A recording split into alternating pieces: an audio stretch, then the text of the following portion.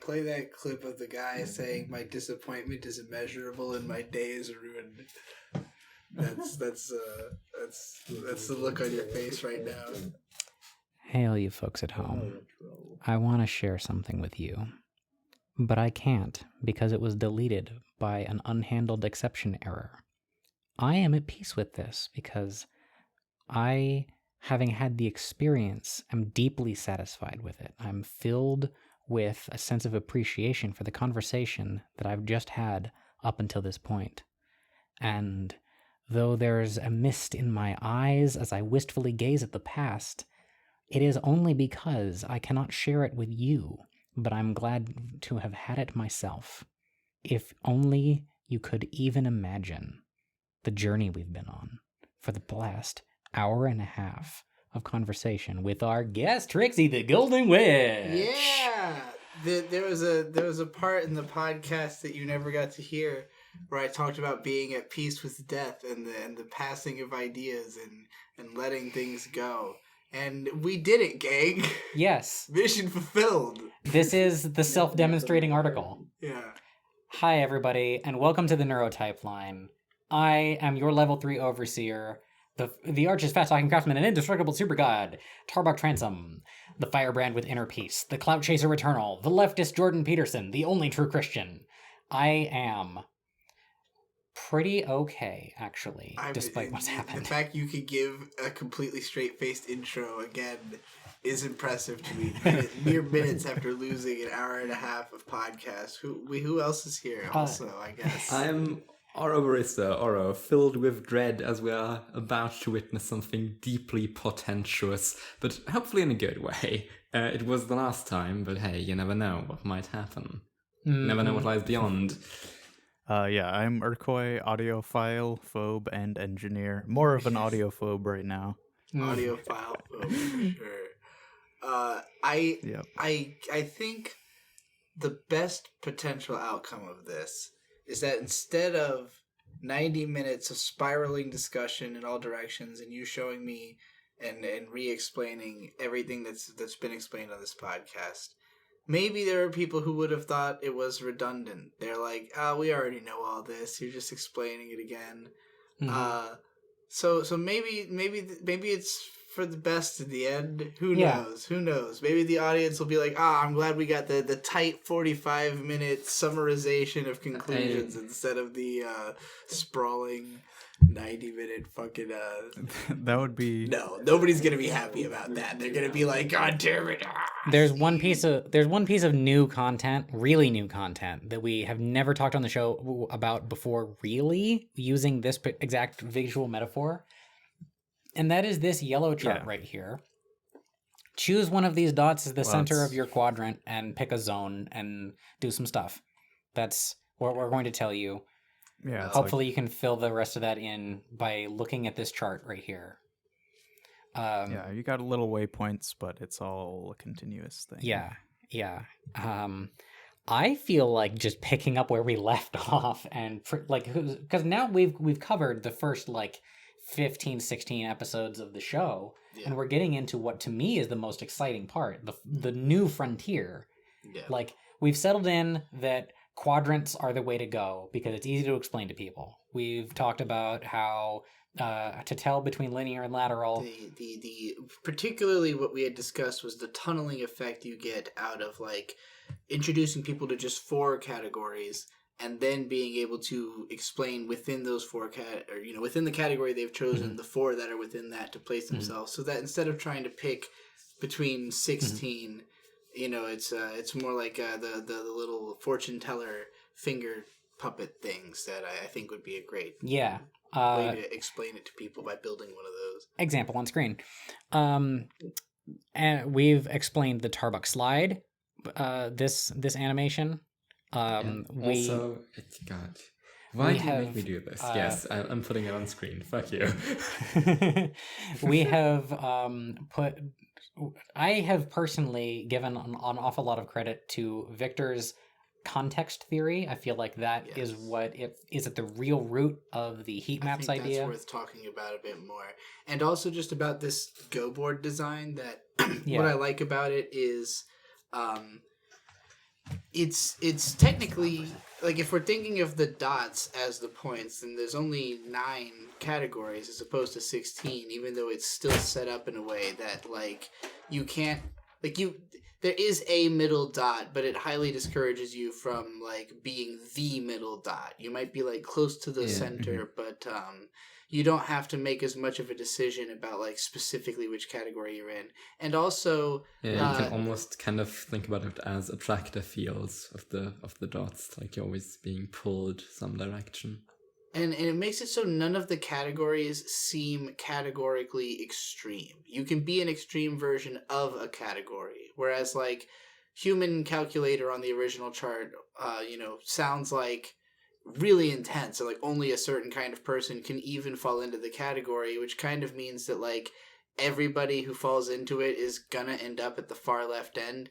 Whereas there's a bit more nuance in this, that, like, if you called this the upper left point human calculator, it would still have, like, a way broader swath of meaning, I think.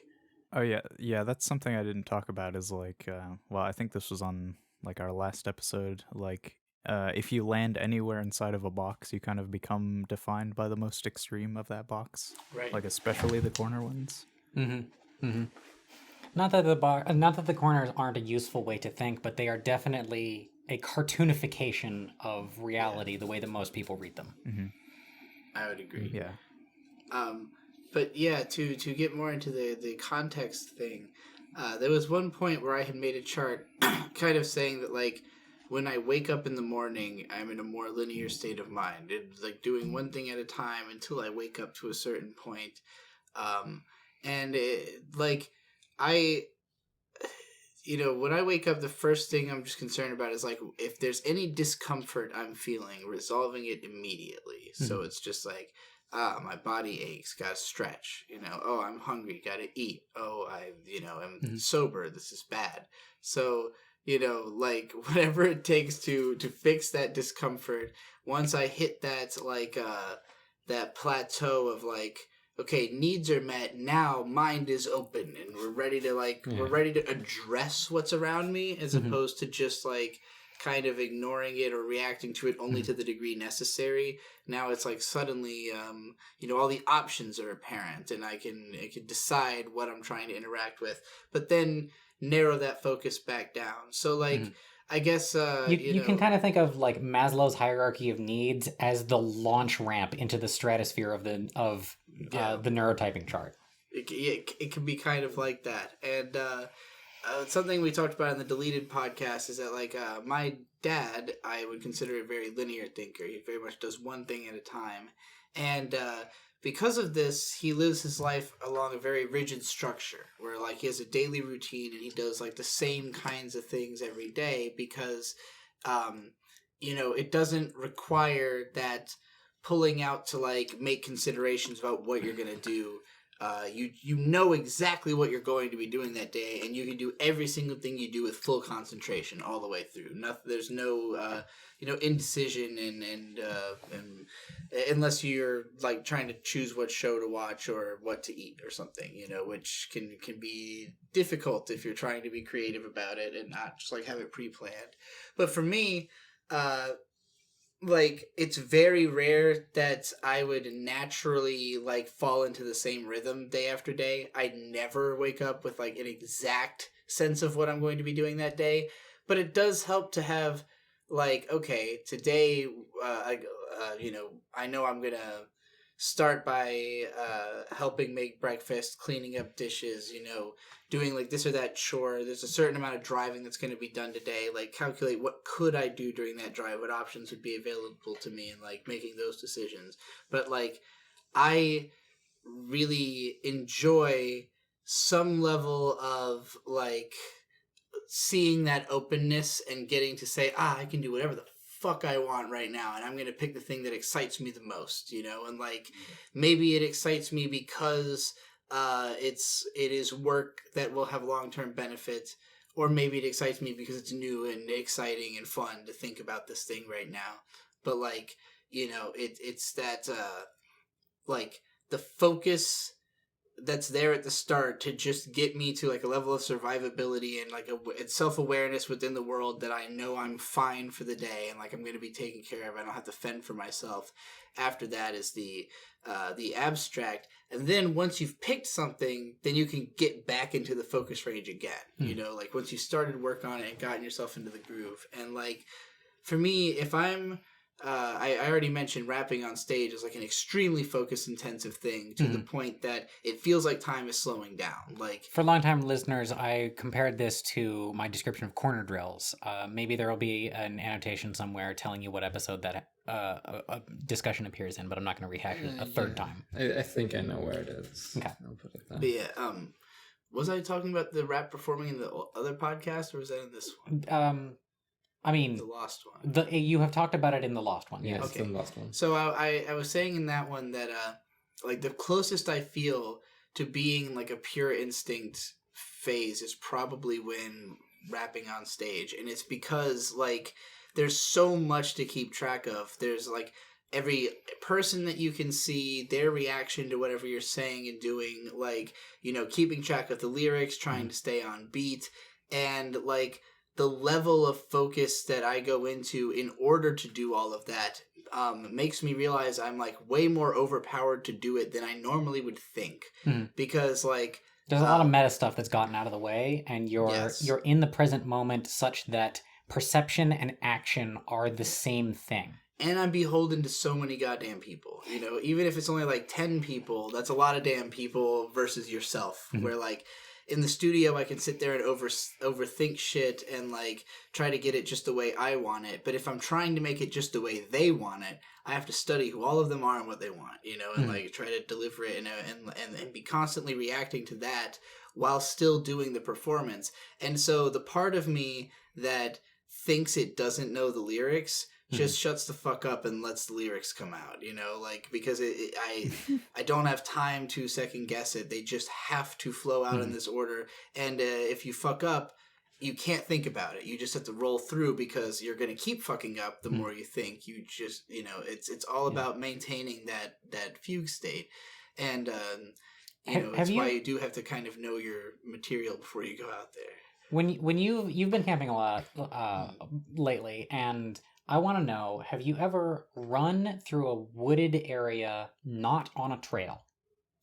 I mean, I have in like my childhood, but like it's not something I try to do too much deliberately. I would advise you try it, because the action feeling, like if you're not willing to let someone hit you for 10 minutes, and you're like too stage frighted to get in front of a group of people with a rap that you have prepared. Yeah. Another way to potentially access this brain space is to run through a forest on uneven terrain, not on a trail, so that you have to process what's in front of you and dodge around through brush and stuff. Yeah, I mean, at speed. A lot of brush in a forest that I wouldn't want to have to run through. What you want is like a canopied space where there's like. I have done trail running on this, where you're just like hauling, you know, every downhill, just run it as fast as you fucking can. Yeah, and that can be pretty activated feeling, you know.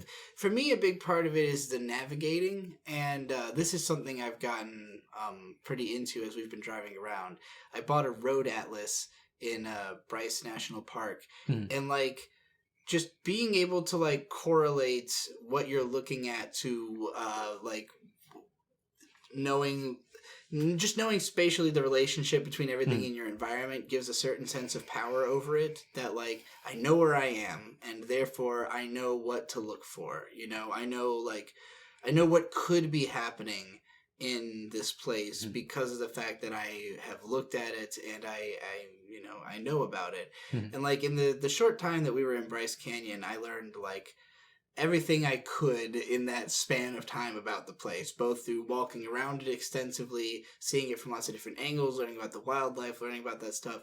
And so I felt like very confident moving around that space because it felt like I lived there. I know exactly what's going on, at least for now, at least in this state that it's in the summertime, you know.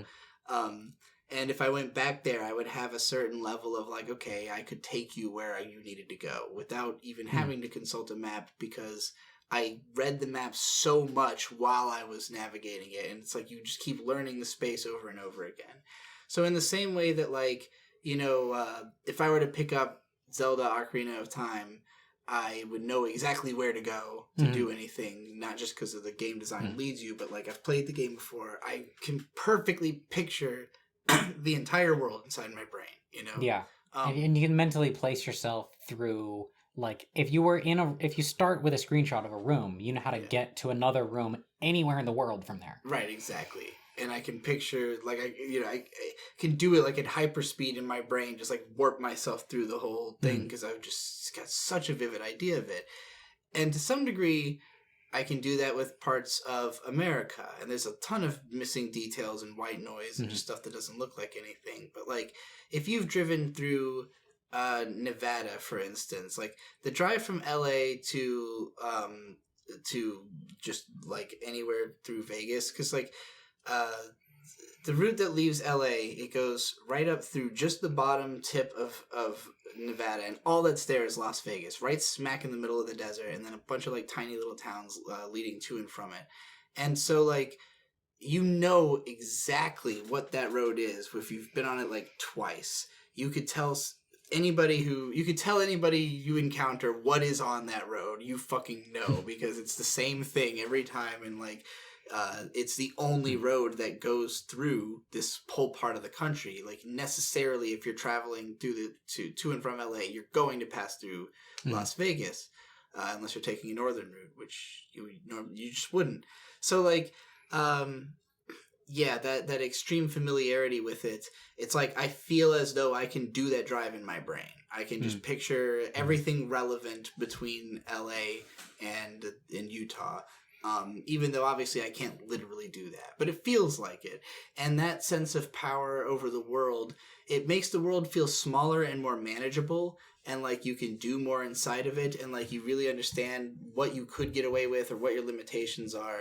And I like all of that sensation, which is a big part of why I enjoy traveling so much. It just it makes it feel like you have a better sense of everything you could be thinking about, what the value is of spending your time thinking about it.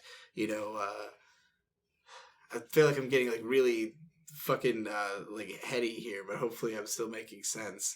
I've been able to follow you on this path. Yeah. Though, while I know how I got here, I no longer know where I am. Other than here. Yeah. Well, I guess I was talking about the Victor theory. Yeah, the context theory. Context theory. Yeah, that like for me, focus is like it expands and retracts in a way, and I think there are people who can't or would not want to put themselves in a position of having to make a bunch of choices. Mm-hmm. My dad would not want to have a part in the day where it's up to him to decide what's going to happen. Mm-hmm. Because like as opposed to whatever he already instituted as the structure by which he lives his life, you know. For me, I'm excited if the thing is about to change directions completely. I might take I will feel like a micro like fucking like a black hole like collapse and expand inside of me when it happens if the plan shifts majorly, like especially if I have to meet a new person.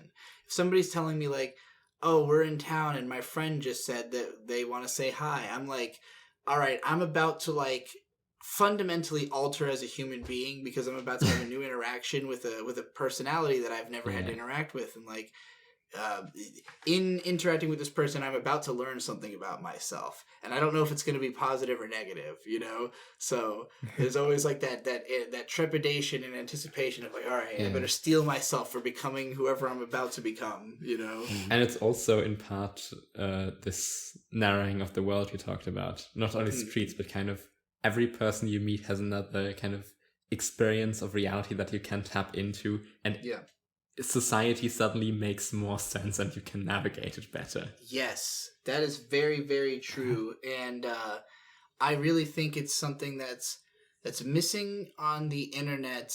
We think we're meeting more people, and a lot of us are just meeting way less because you're meeting such a small fraction of it. You're meeting just like whatever they're presenting, and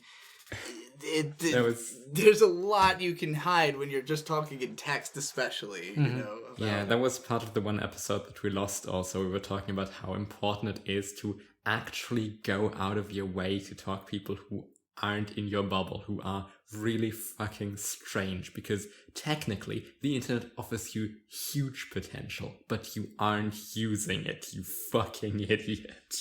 I'm talking to you in the audience right now. Do it. Yeah, you have to become the Joker by talking to more people. Right. Become society. I heavily agree with you, and it was in transitioning, it was a lot of experimentation with, like, okay, who am I, like, if I'm trying to read as, like, a certain type of person, first of all, who am I trying to read as, and second of all, how do I achieve it? And, like, I got a lot of advice from people on, like, okay, for instance, you need to sit certain ways, like, you just can't, like, people are going to, even if they just see you in their peripheral vision, they're going to have, like, a gendered read on the way that you have posture. And it might, may or may not be fair, but if, if you're trying to achieve the psychological effect of making people think you are a certain gender, then these tips will help you to do that, So, like, I had to make a lot of considerations of, like, okay, well, what am I trying to communicate? In my appearance, in my mannerisms and everything. And mostly for me, it's just about showing a level of sensitivity because it's so difficult for me to just do in, I think I have a personality that is somewhat, when I start talking, I just dominate everything, It's not just the longevity or the confidence. Especially, like, a topic like this, obviously, is easy for me to go on about because... Yeah, it is one of those infinitely deep...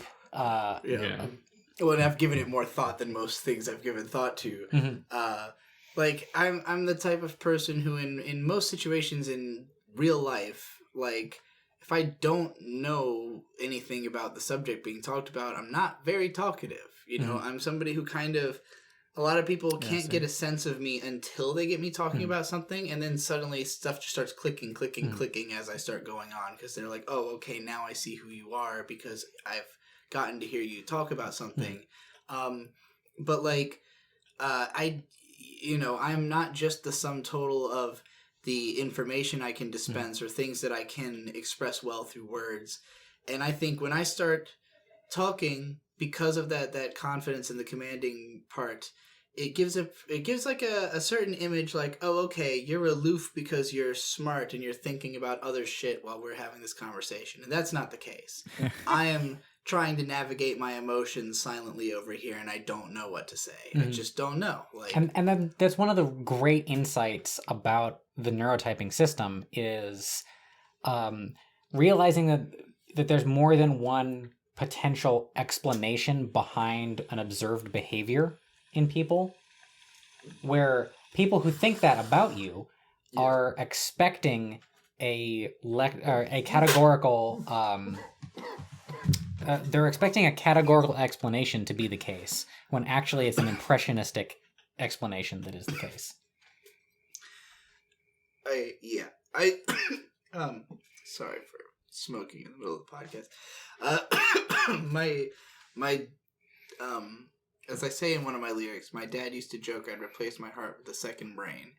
And it's because, like, I was never very good at actually just, like, being forthrightly emotional, but I can explain, something that I do understand in a lot of detail. And so I think being able to put people into... like, expressing not just femininity specifically, but, like, any kind of, like, thing you're really doing very deliberately sends a message to people. To pay attention to this thing. Pay attention to the fact that I'm doing this thing deliberately. And what people get out of that shifts the way that they look at you right away. And so for me... it's basically just simply, hey, look, I'm dressed like a girl, what does that make you think? And like 9 times out of 10, whatever it makes them think is close enough that it will make the transaction that much easier. It will just make it the assumptions you're going to make about why I'm being quiet or why I'm, acting any of the ways I am will make more sense if you assume that, oh, okay, you you see yourself as feminine, and even if like the presentation of it is awkward, at least the awkwardness is on the surface and it's not hidden. It's not mysterious why I'm quiet or withdrawn or whatever. Assuming I am, and it's easier to not be that way when the surface is right there, because people can engage with me more, in a way that aligns with how I hope for them to. Yeah, as stupid as it sounds, you can seem awkwardly awkward, and people respect solid, decided awkwardness way more. Yes, that is a really funny way of putting it. I am one of the most awkwardly awkward people for, like being around a certain person's family.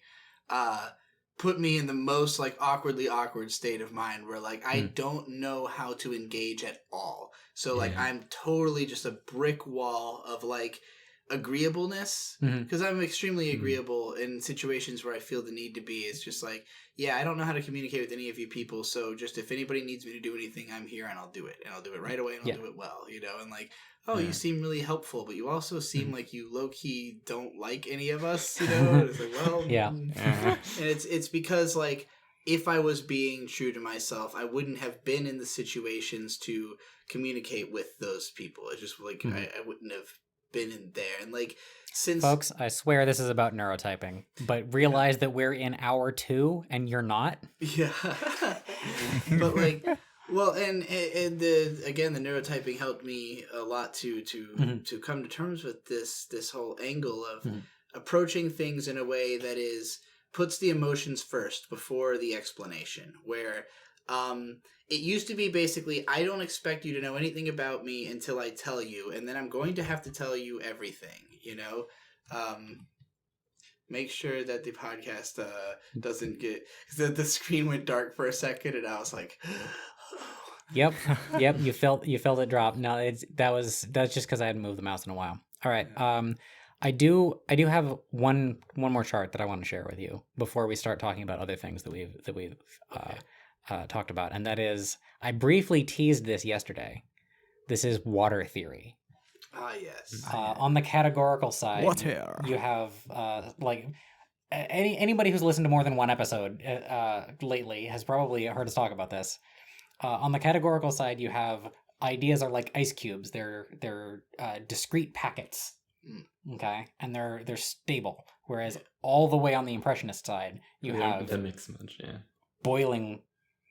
Down in the linear side, you have closed off like they're discrete containers that you are moving through. I would almost describe the process of analysis of like trying to freeze an idea. You're taking all that gas and like trying to lower the temperature on it until it takes solid form. Right. And you can see like this thematically ties through a lot of our expressions about neurotyping in the past. And like I think of Promare when I see this. Okay. Like the impressionism as fire metaphor in Promare versus the categorical ice. Let's see. And then just to round it off, up at the top in lateral, we have many mind spaces arranged in one of those chemistry sets and stuff like that. We had other metaphors for different stuff around here, but like this gets the idea across. I would compare mine to like a storm system, like a really big, complex storm system. Yeah. Makes perfect sense. The album I did, Baroness Phantom, where like all of the visuals are just like hurricanes, and like the audio visual of the whole presentation of that particular album, that's just what my brain sounds like and looks like. It's just a bunch of... As soon as you said, I conceive of myself as, my mind immediately went back to living through Hurricane Katrina in Texas.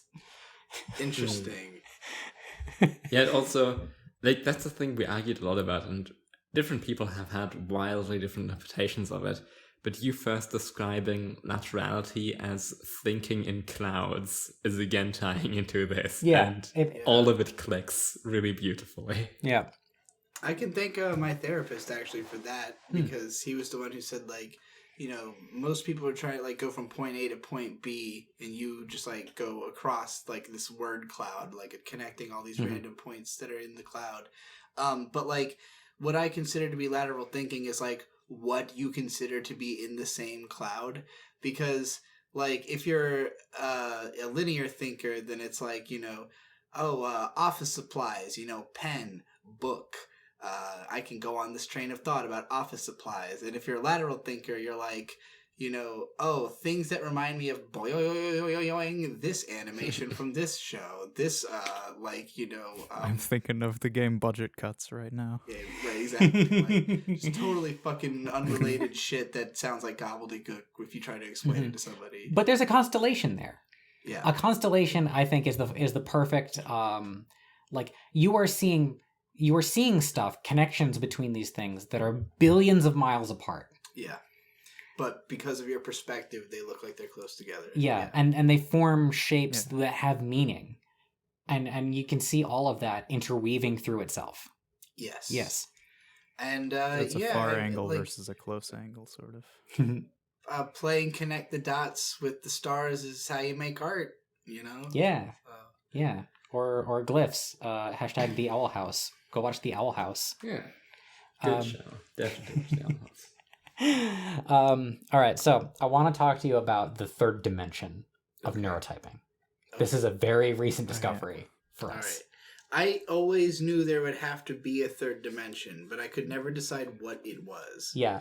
Okay. So Did you ever? What your idea is? Did you ever watch Did you watch enough Equestria Girls back in the pony days to see? No.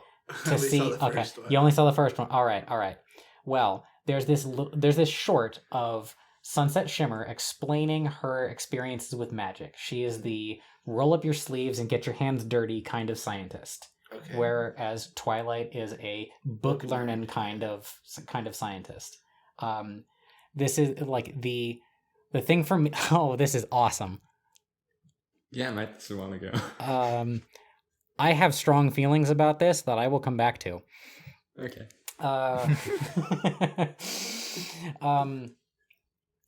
So I'm derailed, but it's because I want to. There's gonna be another episode about this later. Yes, that's an entire episode unto itself. Just tease the audience with that Owl House picture. All right, it's on screen. Everything is always on screen. This is the shit I do for you people. Better be grateful. It's true. It's true. Unhinge your jaw and suck that dick. Do you do a little bing? Suck that content, that thick, juicy content down your gullet. You greedy fucks. That candy. The best marketing ever. Yeah. So the third dimension is internal versus external as your way of interacting with ideas. I am a very external thinker because when I have two main modes of engagement. I either find a new idea and fight it and see what happens. Like I will argue about it or something like that. I'm interacting with it directly, or I will pretend to believe it and use it to battle other ideas. Both of these are external to me. They're both experimental. Experimental is perhaps a more apt way of describing this, whereas the internal is like you take the idea into yourself, and you don't have to use it in order to pull apart the different applications of it and the different nuances and stuff. Yeah, and that's in the Twilight direction. I would say I tend to be more of the internal type. That was my prediction. But only because going external is making anything with other people, which is any interaction you have with other people, is a project into itself, and you gotta have good collaborators and good chemistry with your collaborators. You know, like us doing this show, like I came up with this thing. You guys have run with this thing. We are the people who know the most about this thing probably on the fucking planet. Mm-hmm. It's very easy to have a conversation about it because we've all spent so much time thinking about it on pretty much the same terms. Like the nuances we're getting into are just that extreme nuances of this idea. So like it's a natural kind of state to find ourselves in, having this conversation about this thing. When we were discussing internal external, one of the criticism we've had for it being an axis is that it might be more fluctuating even than the rest, because it really depends on your social environment. Like, you have to have the people to do the outsourcing to, kind of. Yeah. I think that's because society is organized right now in such a way that it allows for more flexibility of a person in different contexts. To call once again on Vic's theory of context. Very much sure. Right. And I really You are think... manifold and diffuse, so fucking scatter yourself. Yeah. I think that personality for anything but like rich people is a recent invention. I don't think people really just like went around having personalities. Like, it wasn't expected of you. It wasn't something that you were trying to do until I consider the Industrial Revolution to be like the ruination of everything in a way, because it insists on independence for the sake of there being a reason to produce more. Like, I really think that there was a period in like the 40s, 50s where they created the idea of the nuclear family in order to make it so everyone bought everything. People used to share shit. You didn't used to, like, every house has a measuring cup. Like, someone had it and you fucking borrowed it from your neighbor if you needed it, because no two people need to have a fucking measuring cup at the same time if they live next to each other. But like, interestingly, Marx was arguing against the nuclear family. Even the phrase nuclear family predates the nuclear age, because at that time it just meant small hard thing. Well, it's like to me, I take it as nuclear family is a family that in and of itself can survive a nuclear fallout. Gotcha. Like, you are prepared as an individual unit with everything. It's like just kind of the way I look at it, because I like the idyllic 50s household really is like you own fucking everything, and they were just inventing new things for housewives to desire so that men would have a reason to work harder to just generate more income for the people at the top. Like, you are making more than you need so that you can buy shit you don't need, you know? Have you ever seen Outlander?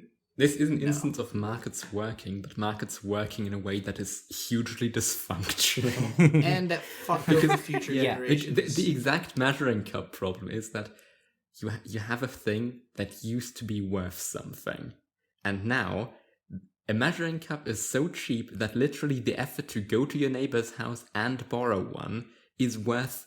Then just that time is worth less money than the money it would take you to buy that measuring cup. Hence alienation. Hence everything is fucked. Objects don't fucking are worth anything anymore. Yeah. Have you seen Highlander recently enough to... Highlander, yes. Yeah. Okay. All right. So, like, the nuclear family in Marx's time is to be contrasted against the intergenerational family and the clan structure, where you have this, like, sprawl of people who united in mutual solidarity with one another and collaborating and stuff, where you like it is the kind of community that we want to build. And like, if we, for instance, wanted to build a town,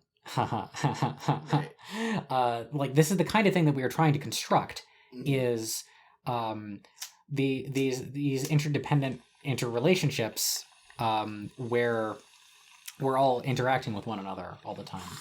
Yeah. And that's the kind of thing that we have gotten away from. So if you've ever heard somebody say we have to destroy the family unit, what they mean is the nuclear family. Yeah. In favor, destroy that in favor of this. It's really a shame that that's the terminology anybody would choose to use, because the family unit, regardless of nuclear, is deeply important, I think. Right. It's like what we always say. Have to mean blood relatives, or like immediate family or anything like that. Yeah.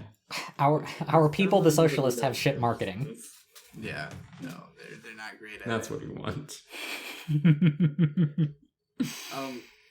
But yeah, I definitely think that pulling away is what created the necessity of like each person has to be an individual and come up with a who am I, and like almost you can't really come up with something totally original unless you're really fucking trying. You know, like that's your goal. Like if you're David Bowie and like you're setting out to be like, I'm going to design a specific character, and even then it's not about that he's trying to be the most unique. Like Ziggy Stardust is a cliche. That's the point. Like it's based on a realistic idea of a superstar, but because he realized it so specifically, it's not any one person. It's not a parody. It feels true to life, so it feels hyper original. But it couldn't exist without the context of the idea of what it stands for. You know, and so like even for me as somebody who I would consider myself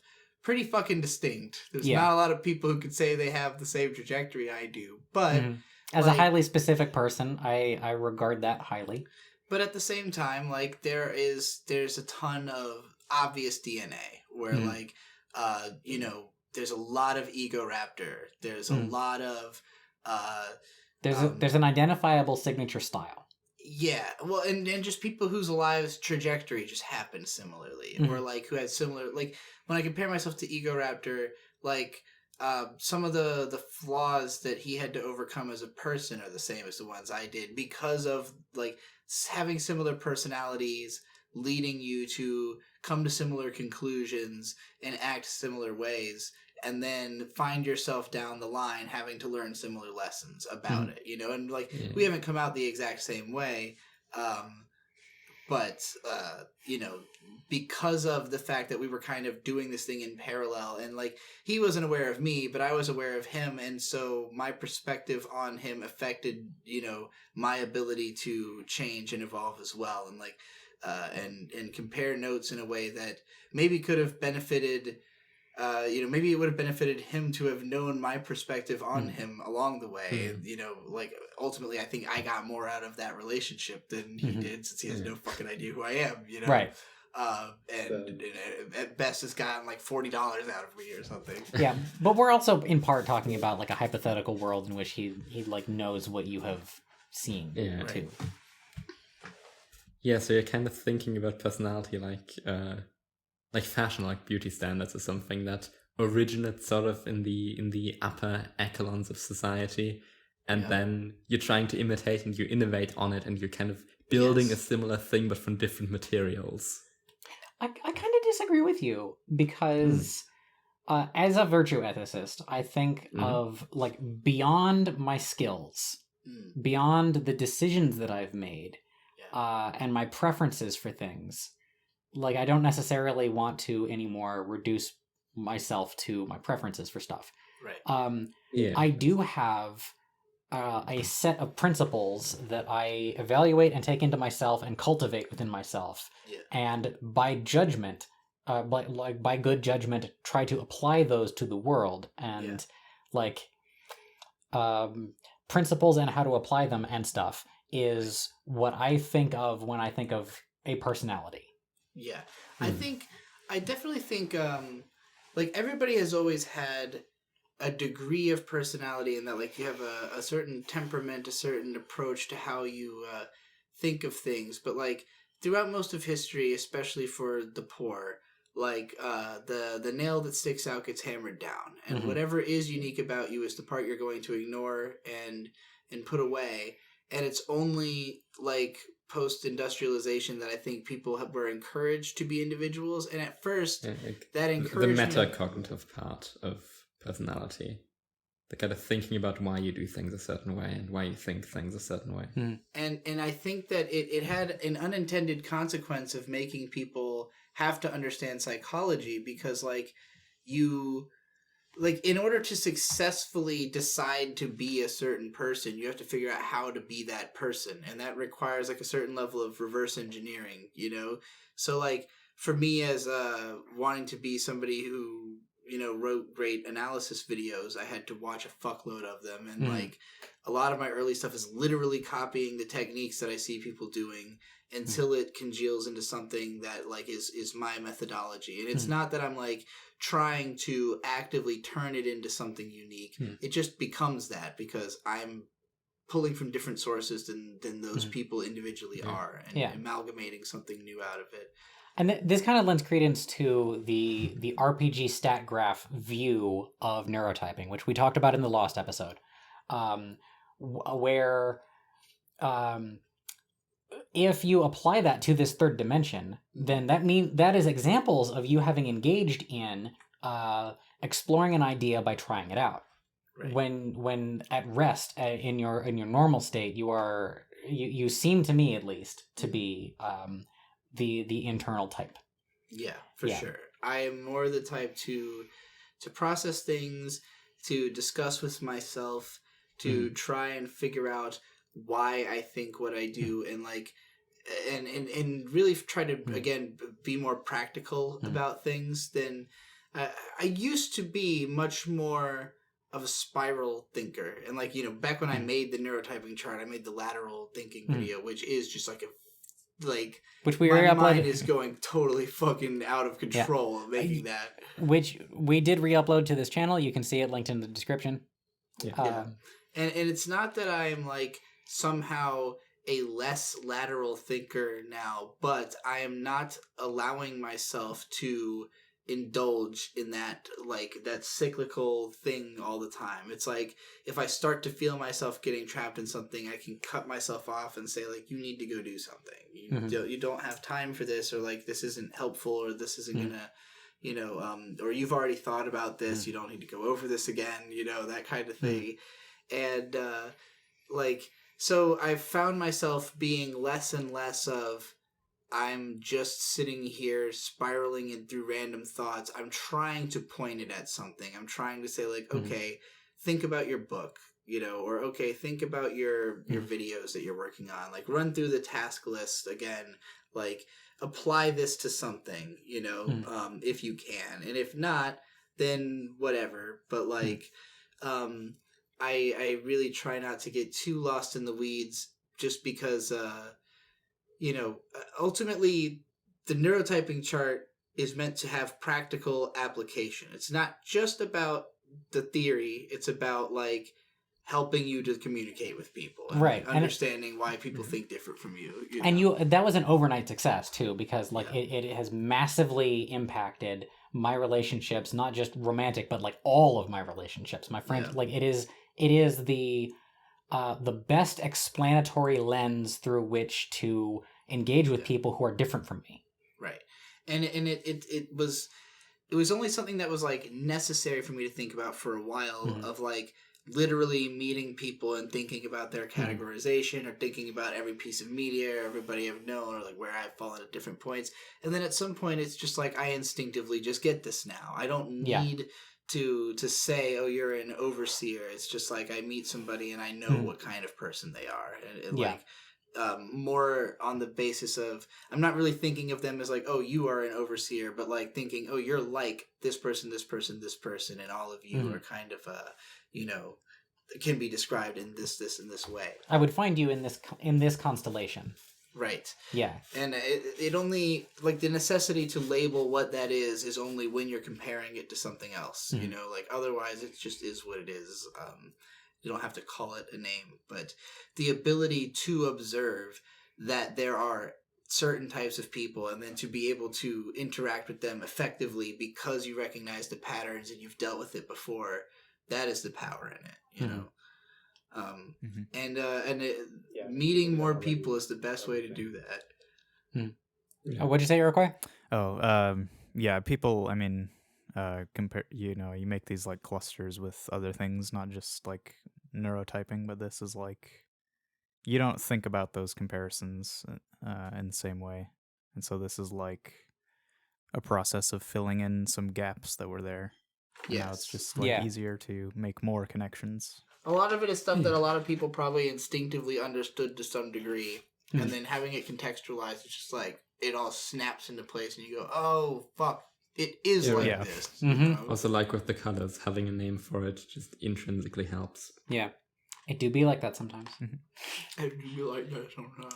Yeah. Oh, that's another thing we talked a lot about the necessity to have as many names for like every neurotype and everything as possible, so you can sort of build the web between them and figure out what the common shared idea is, because words are obviously garbage. Yeah.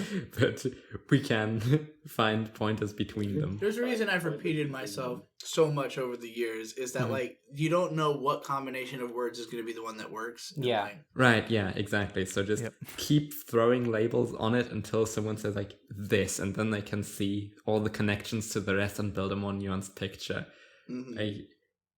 Yes, externalist, but also room brightness, also all the rest, vineternalists, whatever people have invented for it so far. Keep adding labels until every single person have found one they can find themselves in. if you're really good at this and you're really like intimate with the people you're having the conversations with, like you know, you can figure out what title will reach them. Like there are some people who you can say like, oh, you're an externalist, and they're gonna understand what you mean more. Yeah. My friend Mask said, who is self-described as the most lexical person alive, frequently says, like I say this now all the time, to categorical people, that they believe that there is a like a specific combination of words that, like a magic phrase or something, or like a magic spell, will perfectly get this idea across to somebody. And the language challenge is finding what that phrase is. Yeah. Now, speak friend and enter. Speak friend and enter. Yeah, and sometimes it's like that too, where like sometimes you're just making it way too complicated. As you're analyzing this problem. Yeah. Well, and the other very important thing everybody forgets about is a great part of external thinking, and why I would encourage it over internal as much as you can, is that it allows you to correct course. Like with internal thinking, you don't notice when you're making mistakes, and or at the very least, it's more tempting to get caught in loops. Not like external doesn't have its own problems. Like I've seen a lot of experimentalist type people who just go out and have the exact same fight every single time. Yeah. Ben Saint is guilty of this. Yes. Well, because he's not going out to listen to the other person's side. He's going out to vindicate his feelings again and again. It's like playing a video game. It's just like, you know, he's using the same combo over and over again to hit zombies in the Twitter. hit Twitter zombies. Hit zombies in the Twitter. Yes. Twitter, the place with the highest concentration of zombies. Zombie slap fighting. That's what Twitter is. Twitter is a graveyard. All right. So as somebody who was a very internal thinker, I'm curious to hear what your description of what that's like, because I'm so much of the experimental thinker that I don't even know what to aim at, to copy, to pretend to be it in order to try it out. Okay. Like what does it feel like to be that internal? I would say, cause you really got me thinking. If anybody's ever heard me call myself a time witch, the reason for that meme is that I sometimes feel like I'm experiencing my whole life at once. And like, you ask me a question and I want to answer it as like every version of me that I've ever been. I've had that before. They all each have like, it's like, okay, well at this stage it would have been because of this, but you know, I try to maintain cognizance of who I have been over time, because I feel like a lot of the problems in society come from failing to remember, forgetting who you've been. Yeah, failing to remember what was important to you back then, or thinking that you were wrong at the time for that to be important. Because you don't remember why you were making the decisions. You just remember the broad consequences of them. You remember the what more than the why. Anyway, I interrupted you. Yeah, like, the way that it feels to be as internal as I am, I guess,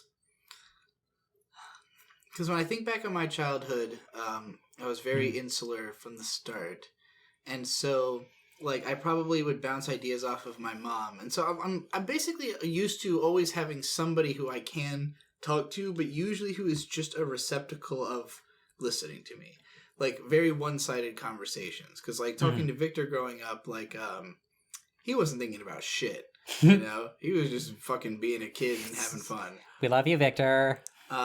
He would agree with this. You're not listening to this. I know that. Maybe he will. I would like to think that Victor would listen to a show like this, but I don't know when he would do that. Right. Yeah, me neither. But yeah, you know, I would just like rant my thoughts at him all the time, and he was just kind of, you know, yeah, like whatever, like cool, interesting. Like he just wouldn't have been thinking about this stuff if I wasn't talking about it. So it's not like we were having these super, you know, two-sided conversations, and like those kind of relationships were easy for me to have all growing up. So like to some degree, I feel like I was externalizing my thoughts, but I just never really had people who would give context to them until I went online, and I wasn't receptive to that initially. Gotcha. So like I wanted people to verify what I'm saying, and when they disagreed with me, then they had to do it well enough for it to get under my skin. And like I am somebody who like people have noted about me, and a lot of people feel weird about how quickly I will change my mind about something. If you prove me wrong, I'm just like, shit, you're fucking right. Now that I see the logic, I'm on your side. And like, yeah, that feels very internal to me. It freaks people out when they want to be mad at me, because I'll just, you know, like all of a sudden I'm on your team, and you're like, well, I'm trying to fucking, you know, I'm still mad about when you were wrong. Cocked again. Yeah, exactly. But I'm just like, look, I don't know what to tell you. Like, you're right, I'm wrong. I can't live in the world where I believed what I believed before, because the facts are different. You right. know? That is the sense in which you cannot really choose what you believe, because you have to represent the thing that you actually think. Yeah, and I think it's just to me that's just a survival instinctual thing. Is like, I need to know what's real so I know what I'm fucking dealing with, you know? And like I used to be, for most of my life, I was extremely anxious and extremely inside my head and paranoid.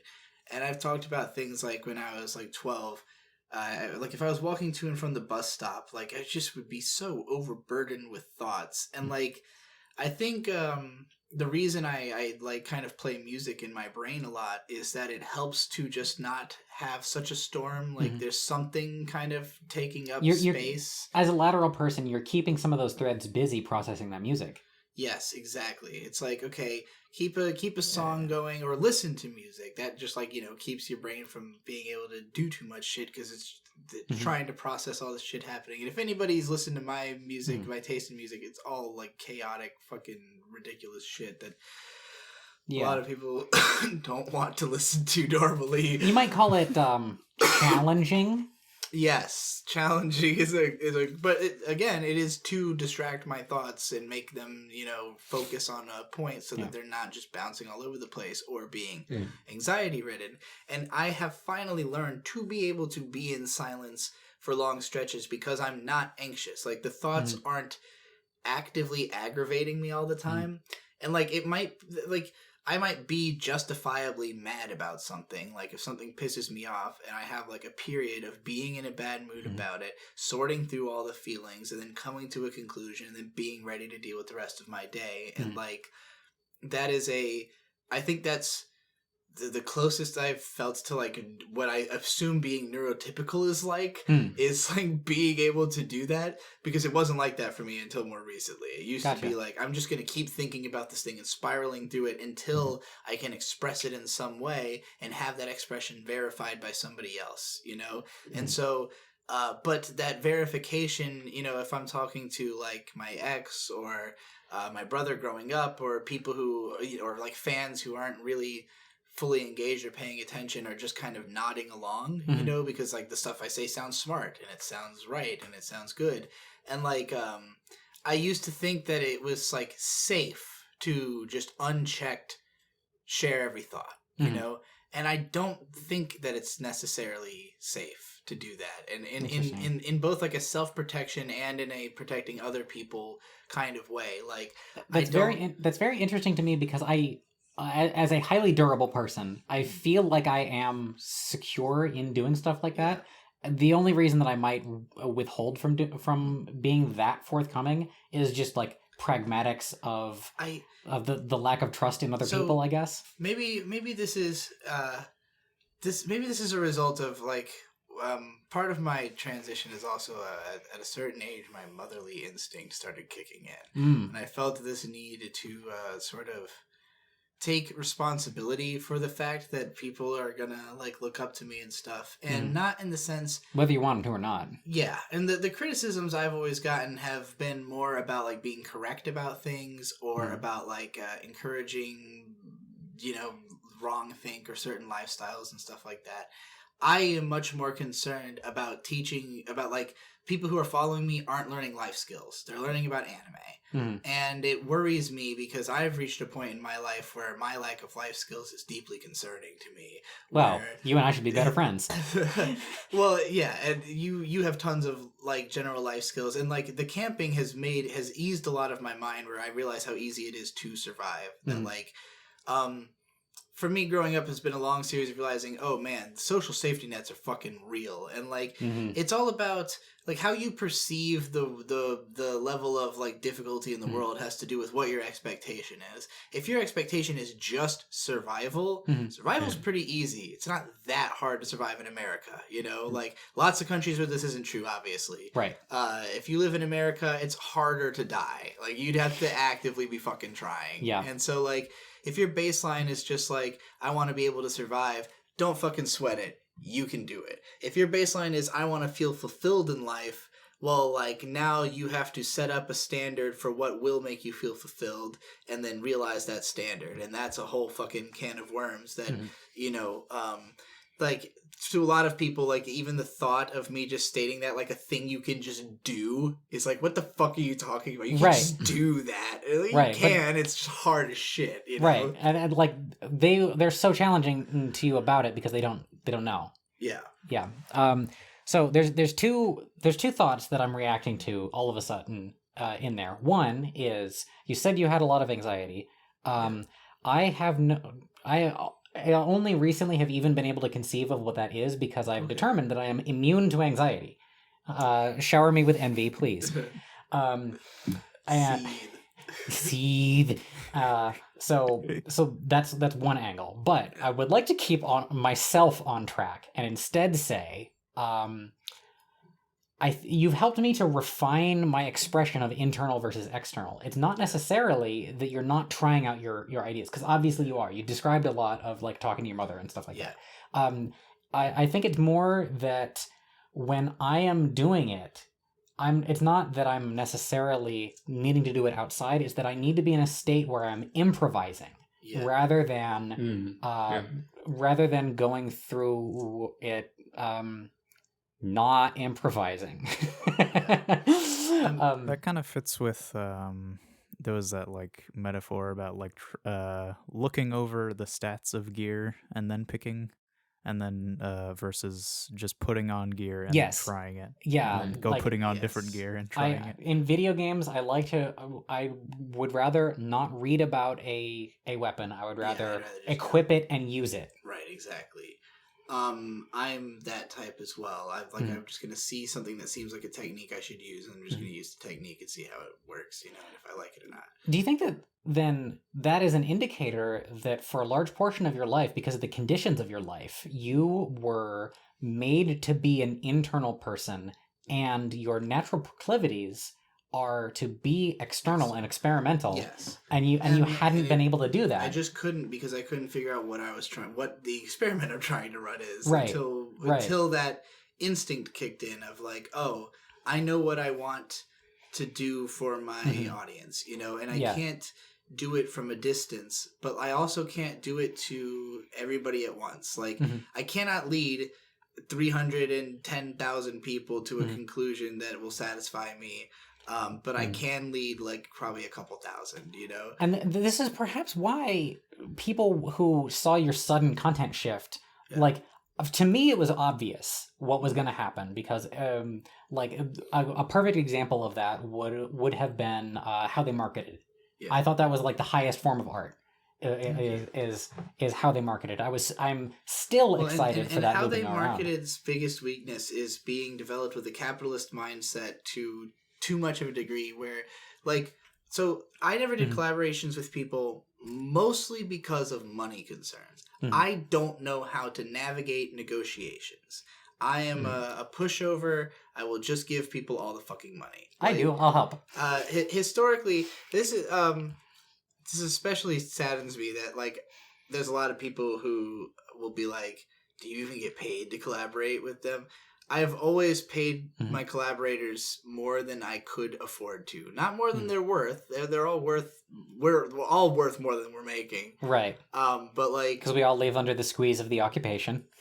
Everyone I've ever collaborated with has been somebody who, from my perspective, was not making as much money as I was, and therefore I tried to give them a bigger cut than I get, or just all of it. You know, like in the case of with my music, usually if the producer wants money at all, I'll just give them all of it, you know, because I'm not making that much anyways. It's just, you know, it's a gesture to keep them interested in doing that thing because they see a return on it. So what then was your reaction to the Zoe B video where she talked about how financial reward decreases behavior? That was a very important realization for me. And I really think meeting Don Jolly probably did a lot to help me recognize it, because he has a community that would just fucking do anything for him. And there's no money being transacted there. Like, these people are just making incredible art for one another. People who are much smarter and better at what they're doing than I am, you know, in terms of their artistic craft. And they're all doing it for free just because they like each other so much and they really care about the message behind it. Yeah. And I had never seen that because I come from a background of very transactional background, you know, like my parents, while liberal, are very capitalistically That's minded. What it is to be liberal, but yes. Well, sure. They're very American conventional liberal.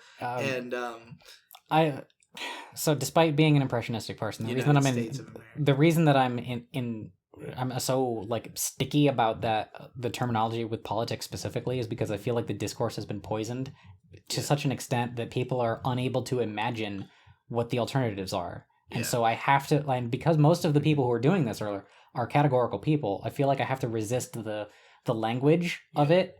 Otherwise, those people are beyond my reach.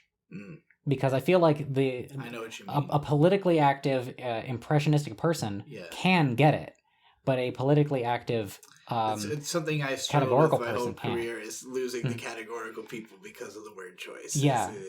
Because I want to use the broadest possible meaning of the word every time. Right. And that's why it's important to me to clamp down on, like, capitalism is necessarily implied by liberalism. Which is why if you use the wrong words, Bezos wins. Yes. If liberals take over the world, Jeff Bezos wins. And I very much do believe in the idea that, like, you only get out as much as you put in. The more you put into what you're doing, the more you're going to get out of it. But that is not a transactional thing. It's like a law of physics more so. It's like, you know, it's like the equivalent exchange thingy. Like, I think it's more like the drill, though. Like, anytime that you've ever collaborated with somebody, you will have seen that you get more out of it than you put in. That's the synergy buzzword that took over business in the 80s. I think I just rewatched Fullmetal Alchemist Brotherhood, and the realization that they make at the end is that instead of relying on equivalent exchange, you just put in more than you expect to get back, and then you'll get back more but like just like don't go in with the expectation that it's going to be fair. Go in with the expectation that you will have to give up more than you anticipate getting back. But what you get back is going to be in a different form than what like that's the reason that money as a transaction is so weak is that it doesn't take account for the butterfly effect of changing status, where like, you know, if I swear this is about neurotyping. Yeah. Like you when you change your station in life by way of transaction, it's like there's a ripple effect that, you know, everyone is a little bit different from that. And so like I think when you have a community where everything is just kind of shared, then you're not thinking about, oh, well, I pay for the computer and therefore the computer, you know, like I should get to use it more or whatever. It's just like, it's there. Everybody's going to use it as much as they, you know, care to or need to. And everybody's going to encourage the person who's getting the most out of it to use it more, you know, because they're seeing the benefit of that person using it. This is very much how like the Yig Studio House worked, where like we all kind of had our resources pooled together, and it was just kind of like whoever needs whatever is going to use it right now for whatever idea they have. And like basically our level of collective faith in that idea is what would spur anybody to want to support it with their time or money or help or whatever, you know? Yeah. But everybody has like what they are personally willing to offer to that as well. And like you can't ask someone to do a part of the job that they don't want to do. It's like you have to navigate how to create a job that everybody will be satisfied with having had done, and then they will just let like there's so much to say for like purpose, and it's not about like, hey, show up for 8 hours and do this amount of work and get this amount of money. It's like, if you are the person who can pull this lever at the moment when the lever needs to be pulled, you will justify your existence and will make sure you can eat, you know. But it's not about like the amount specifically. It's about the utility. You've made me reflect on the thing that I just said about like getting more out than you get back in. And how, well, what if that's not the case? What if actually we're just so used to being stolen from that when we get what's fair, when we get the actual equivalent exchange, it feels like an abundance, like we're being overpaid. Oh, that's definitely and how tragic that is. Yeah. Well, and it feels that way. I mean, even when you described earlier that you built this like table in like for like $4 and in an hour or something like that. Yeah, the desk that we're currently recording this at was made for $4 in an hour. So this desk is like built to your specifications in a way that like you would really have to go out of your way to find a desk that functions like this. The price would be completely variable, just determined by whatever the hell those people are charging. And like, if you live in a world with that little agency, because you're not giving yourself the agency to be able to just build your own desk, like you're basically trading away, you know, like you're trading away your agency for the participation in this system that is going to make all the decisions for you. And I think that's a dangerous place to be, because you give away more and more of your ability to do anything. You know, if you never learn how to like, again, build, like if you are capable of building a desk in an hour for $4, you can do that every time you will ever need to do it. Correct. For anybody who ever needs it. And you can decide like, oh, I'm going to build a desk for every single fucking person on earth so everybody can have a desk. But like, that would be such an ask of you that like, well, okay, who's going to take care of your needs while you're doing all that? You know, like somebody has to decide that they're taking care of you. And like, we use money as this abstract system by which everybody has a way of getting taken care of because of the thing that they provide. But like, it just doesn't ask enough questions to you as an individual about what you can do. Like, you're being slotted into positions that already exist by business owners who are making assumptions about what they're going to need from somebody. But like, good business owners change the whole structure of their business when they get good employees. A good example of this, like Bird showing up at the Lime Truck, which is a place he was working in the, I can't remember what city it is, one of the cities near Huntington Beach.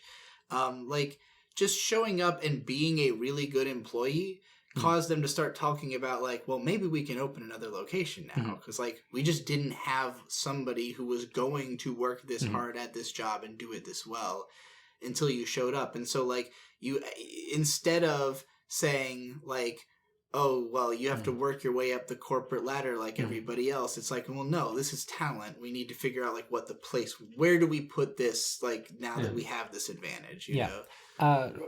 For folks who are having trouble imagining this wonderful desk of mine, I want you to know that I built the chair that I'm sitting at, and it is sized exactly to my knees so that it's perfectly suited to my body. And as a result of that, the desk is at exactly the right height for me to put my elbow on. And there's a little lift where the keyboard slots directly underneath it. Like, every part of this is perfectly sized and bespoke, and it was so easy to do this, and you can do it too. I talk about this in Furniture is a Scam, a very old episode of the Arch Plays, my knockoff of Vic and Hope / Digibros. And so tying that back to what we were just saying, if I were to let's say that I own a studio, and it's not just me in what was supposed to have been my dining room. Like, I've taken on an apprentice and I'm sharing my skills and stuff like that. I don't think that I want to be the owner of it, because I just want to pass on my skills and enable other people. So I like the model of being an employee. I like, to me at least, is not where I want things to be. I want that person is an independent agent who is learning on my tools, but I can't use every one of my tools at once. So there's no point in me really being possessive about them, as long as I can hold that person accountable if they happen to fuck something up. Right, exactly. Yeah, and that's really the only constraint to that, is teaching them how to take care of things. So in for me, as somebody who wanted to be working with other people and doing that kind of, I've just thought of the term I want to call what I'm going to call my skill, human asset. Fuck, I forgot the third word. Not appraisal. Human asset appraisal, or HA for short. But yeah, like, enjoy that, Urcoy. I'm pretty good at figuring out what people can do, and then being like, "Hey, did you know that you can do this?" And like, a lot of people just haven't given that much. Like, they don't appreciate where they can apply the things they're good at. You know, like they even if they might recognize that they have skills in certain fields, they don't really know what that means or what it can be used for. And so, you know, I feel like a sort of like sorting hat. I swear this is about neurotyping. It is. Yeah, that's the what you shout neurotyping when you recognize talent. You're like, ha! I won. Yeah. I agree. Also, yeah, if you don't realize how this is about neurotyping, watch the entire podcast again. Yes. So you get all the nuance, and then you will understand that everything is about neurotyping, but explicitly also this. Also, we're coming up on an hour 20, so maybe we should save the audio and do a new recording. Yeah, okay. Just to be safe. Just to be safe. Yeah. I'm going to hit stop. Let's do another... sync claps. Sync claps. Sync claps. 3, That's 2, 1. There we go. Part 2. Part 2. All right. Where was... Okay. So... is there anything else we have to go through? Let's get to the final stretch of this bad boy. Well, do you guys have anything else that we haven't talked about tonight, including in the like, even that we have... Oh yeah, I want to talk about the culture cycle that we sort of wrenched out of dendritic emergence. Oh yeah. Here, let me pull up dendritic emergence. I think I have it. I've got flow emergence. I've got this guy. Yeah, I mean, flow emergence is the second part of dendritic, so that's fine. Okay. Okay. Fuck, this doesn't have the arrows. Okay, it doesn't matter. It kind of has the arrows. Okay. So this is something that came up pretty early, and we sort of just kept expanding on it as theories built up. Mm-hmm. The idea is that sort of culture, all of existence, things that are perceived by humans for the first time before they ever enter public consciousness, sort of enter from the right side of the chart. Through experience, through raw impressionistic data. They are absorbed, and they can only really be formalized at the high laterality level, so they're channeled up and leftwards, slowly to that tipping point, and then back down and rightwards back again. So you have this little ellipsis that goes from pure instinct to human calculator, and everything flows anti-clockwards through that. That's kind of how culture works. And it emerges back down again into the reality we built for ourselves, the horrible, horrible reality we have built for ourselves. Hey, shout out to Weihart for giving me a much better word than anti-clockwise, which is widdershins, which is the kind of word that reminds you that language is made up by people. Yeah, nice. And that again then contributes to this perceived reality of everyone and channels back in on the impressionistic level, and that's sort of what the culture cycle is. Things are first perceived by impressionistic, by the hardcore red column insane people, then categorized by some psychologists, philosophers, whatever. Slowly we gain words for them, we lexicalize them, we break them down, we see what's useful about it, move it back down. It enters our reality, it enters the infrastructure of our day-to-day, and from then, weird insane people will pick up the sort of the fringes and the textures again. It'll all start over again. Oh, and that was the goth nerd prep jock thing. Yeah. Yes, that is the nerd prep goth jock cycle. Yeah, that's this. Oh, wow. So okay, we're here. Yeah. It comes in through jock and goth and goes through nerd and out to prep and then back up to this bottom. Yeah. I like the stupid combination words. Yeah. Yeah. You can listen to more about it on our episode Joths and Catagargoyles. Yep.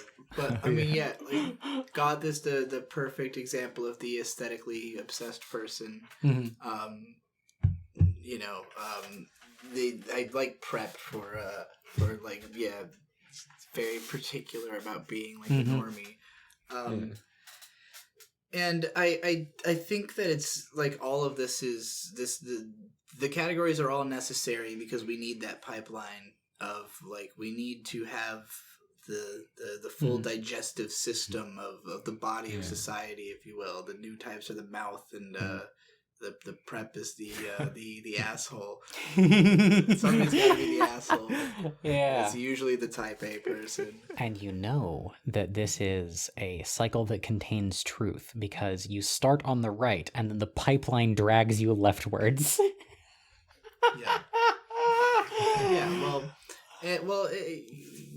I don't know. I think there are definitely people, and I think I'm somebody who's going further to the right, or at the very least, like becoming confident enough in my position that I don't have to try to be the lefternmost person. Like, trying to be the lefternmost person as its own goal is different than believing in egalitarianism. Yeah, for sure. I think the necessary process of the entering from the right and going left of the chart is like basically you need constant experimentation to figure out what is possible, and like you won't even try to decode something until you know that it's there. It's just like real quick for those Lexis who missed it, I was making a joke about politics, and then we went back to talking about neurotyping. Yeah. So, like, okay, So where I've kind of expanded into like going outside and making videos about going outside is you could view this as a spiral, starting at like Pony, one piece of media that's very dense and has a concentrated fan base, going out to anime, something that's a lot more spread out, a lot more things to discover, and then like the real world, a lot bigger than anime, like there's tons of shit out there that you could explore and come to learn about, and all of it is for the sake of inspiring yourself to just have that much more nuanced and understanding of reality. For me, as I would consider myself first and foremost a writer. I would like to eventually be known best as a fiction writer. And the kinds of stories I can write evolve with my understanding of what is possible and what makes sense and why things happen and who is out there and what they're doing.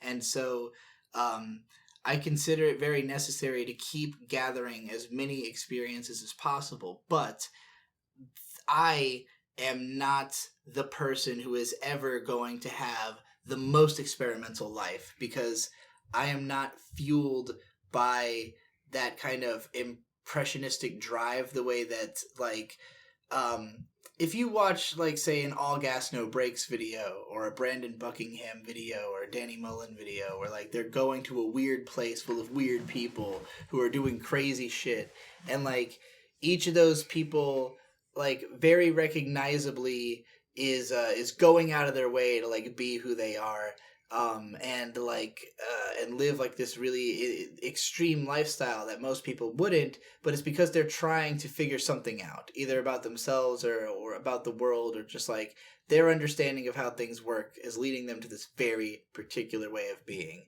And I don't feel strongly enough about anything to like base my whole life around just that one aspect and be like, this is me and this is like what I'm about.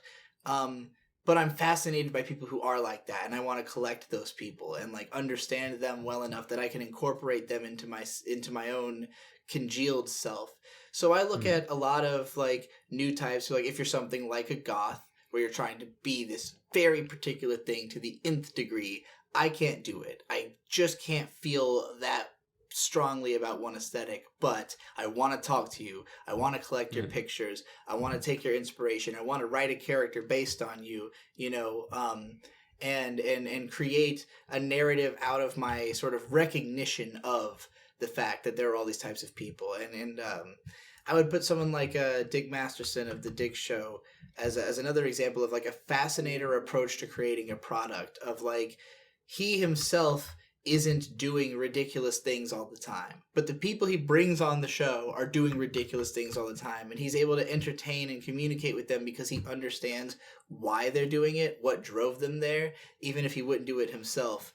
And so like in collecting all those people, he builds this pastiche of a person that he approves of being without actually like being that person, but like there's an aesthetic sense of a human in there. And I think that's what the fascinator category kind of is like, it's hard to tell what you're really about, but do the collection of things that you cultivate or the people that you have around you represent an idea of a person, if that all makes sense. You've been editing a strange...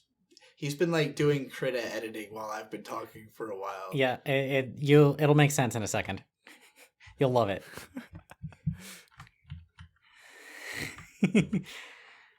Copy and paste. Oh, yeah. There you go. Nice.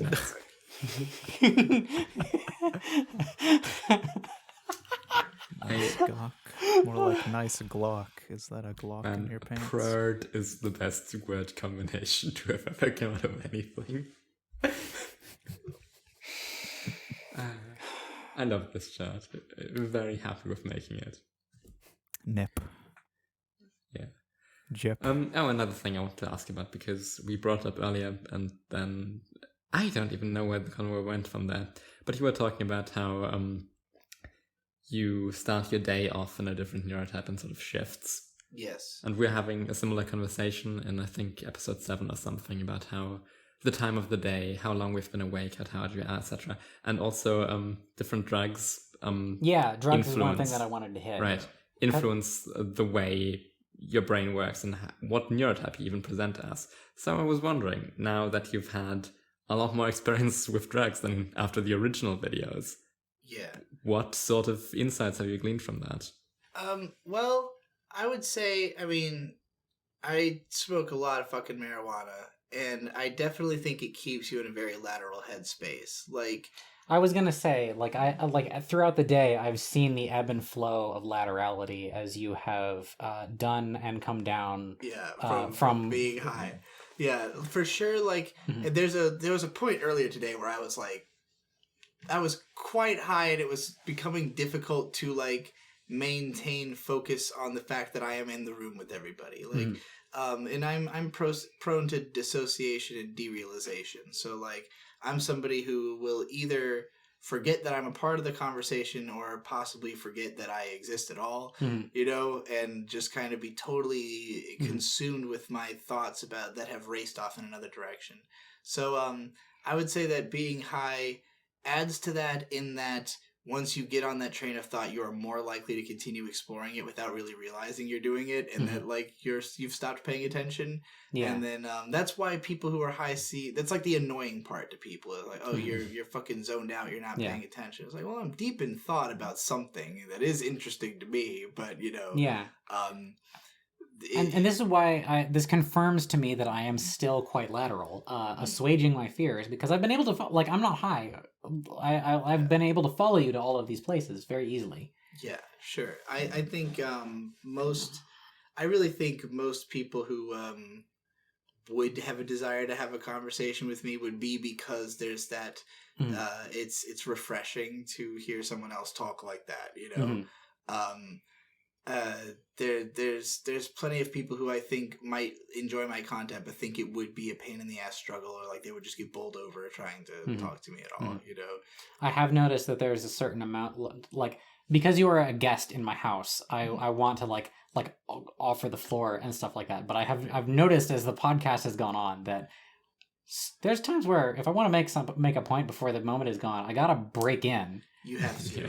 Yeah. And I'm used to that for the PCP, where like I'm not used to doing that anymore because like I guess a lot of the people who I've known who are like that also, in addition to me, they just have been less active as a result of COVID.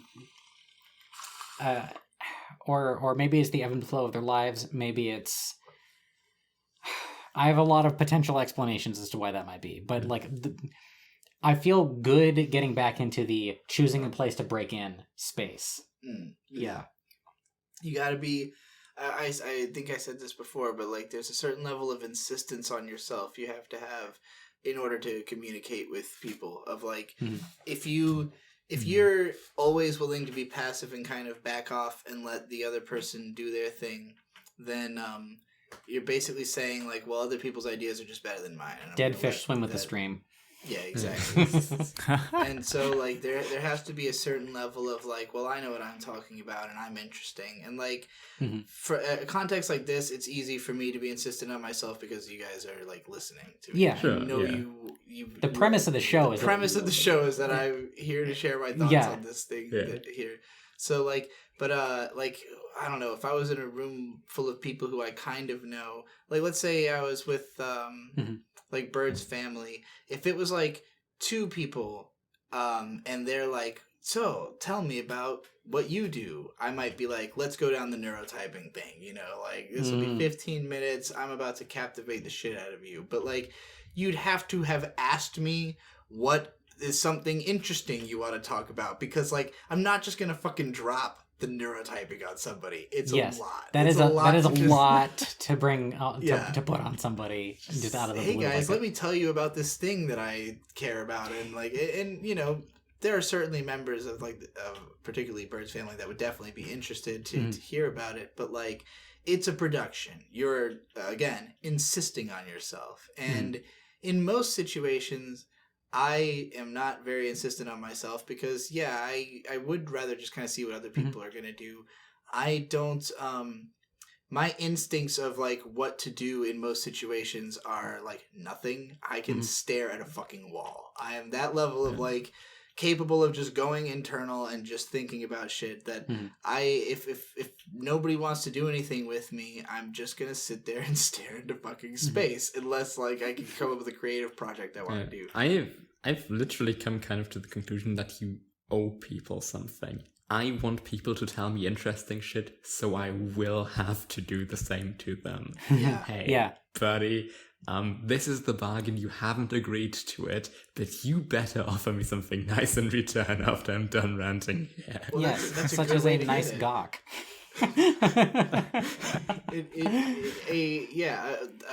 A good way to get what you want from someone is to give it to them first. For sure. And yeah, that's again, it's that level of insistence that a lot of people can't rise to, and it's this is what I was trying to get to earlier. Fear of consequences of like I think the biggest thing that I struggled with before this whole neurotyping thing is I, as a sensitive person, if somebody says something about me, I'm going to think about it a lot. I'm going to think about what it means, why they chose those words. And if the sentiment is hurtful, I really want to know, like, what could I have done to have made myself not come off this way? Or like, how do I need to respond to people like this in the future? Just anything like that. There's a lot that goes through my head, in situations that many people would consider to be innocent or like that they shouldn't have a lot of consequence, and particularly as somebody who was participating in the male world, so to speak, but being a really sensitive person and kind of trying to hide that because it's not something, part of that world is to hide that sensitivity. And it's not that I was unaware that is like, a ridiculous notion, but it's a willing participation because it's my idea of what, like, this is what you do. If you're a guy, you be a part of this because that's how you build. And there are people who thrive in that environment who want to live their life in a way where, like, yeah, we're putting aside our emotions to fucking work because we're men. And, like, I totally respect that way of living, but I don't. That's not me. My emotions are where I get my power. Hey, yeah, I feel like chainmail for a reason. I feel like my approach to masculinity is like C.S. Lewis talking about childhood. Yeah. When I became an adult, I put away childish things, such as a fear of appearing childish. Right. Like, well, if you were to look at me, I look like I build furniture. I look more at home in the outdoors or in a hardware store or something than I would look anywhere else. But I like any of the rest of that, like, attitude forced upon you in masculine spaces is like I'm above that, and that is the best demonstration of the what is claimed to be the masculine ideal of go your own way-ness.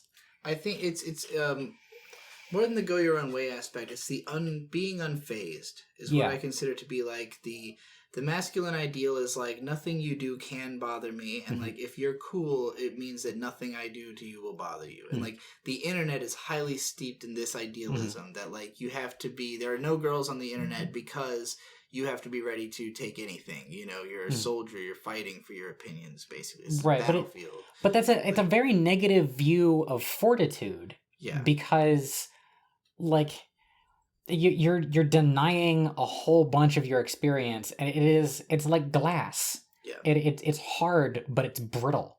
Yes, and it's very easy to get those people, like, their emotions are super fragile, and like they are threatening when emotional, and so people don't want to make them emotional, but that means that these people are never being challenged to handle their emotions, and you have to be somebody who's willing to say, like, all right, hit me, or like be willing to like put yourself in front of the full brunt of someone's like, fucking intensity to really get through to them if they're thinking like that. And that's rough, but that's like what the culture is trying to generate from these people. And like I am not even fucking capable of pretending like I can handle shit. Like, no, I'm just an emotional wreck, and like I'm gonna be pissy and bitchy and like respond in kind to whatever is sort of thrown at me.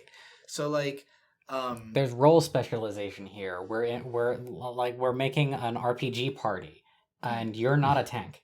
No, I'm not a tank. I am a DPS. I wouldn't say I'm a glass cannon. I have actually great defense, which is why I'm still on the fucking internet. Because most people more sensitive than me would be dead.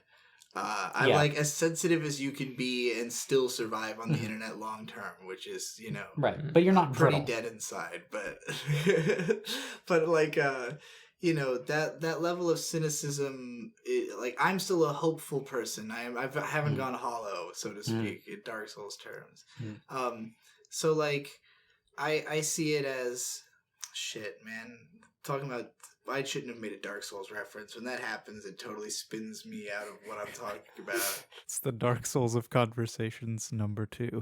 Well, to hijack your metaphor, surviving doesn't mean you don't take damage, and it shows a certain lack of respect for oneself to be willing to take massive amounts of damage for no good reason on the internet. Yeah. Yes.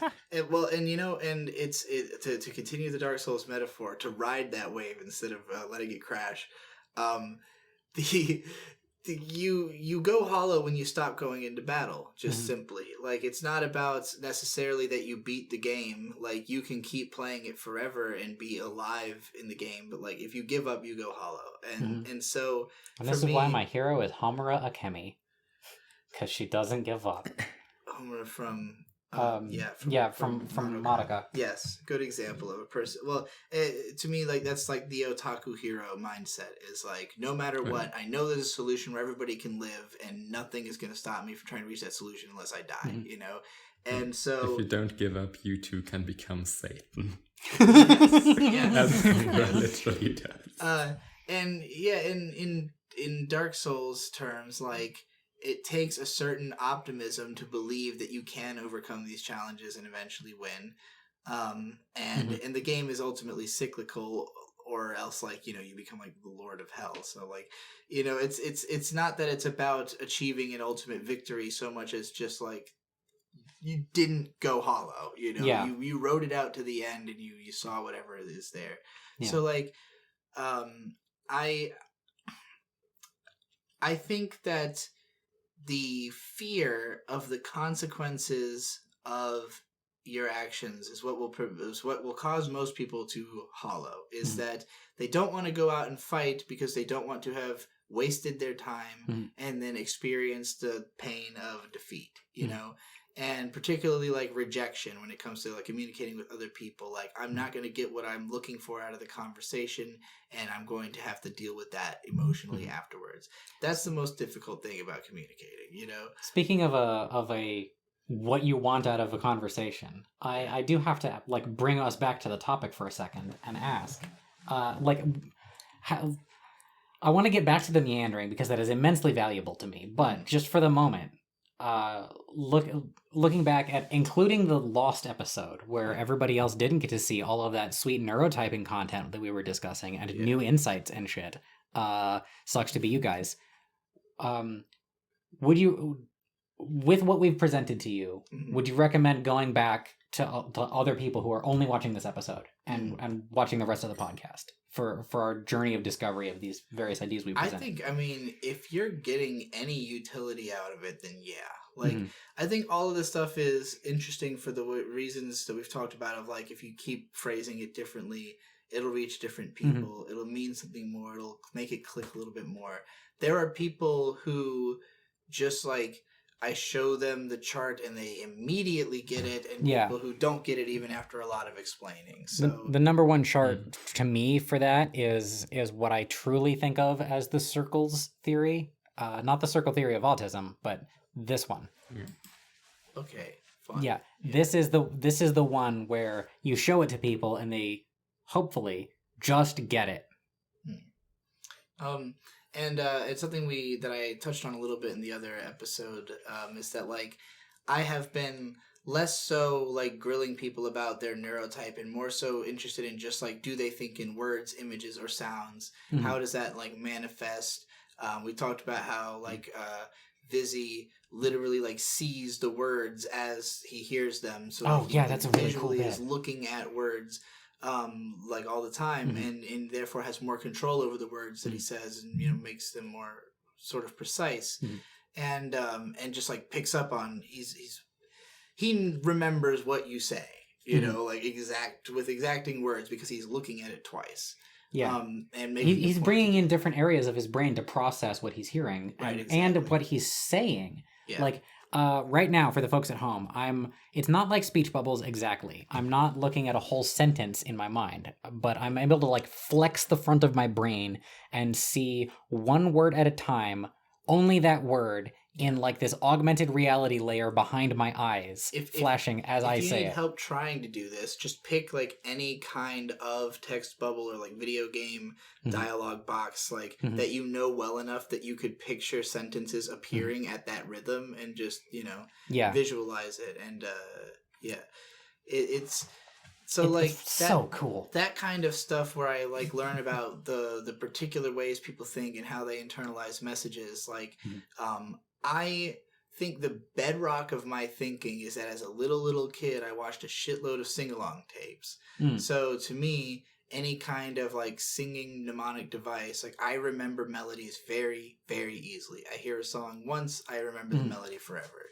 So if it's catchy at all. That's interesting because I often describe my understanding and ability to predict things, like in the purple column specifically, like the me.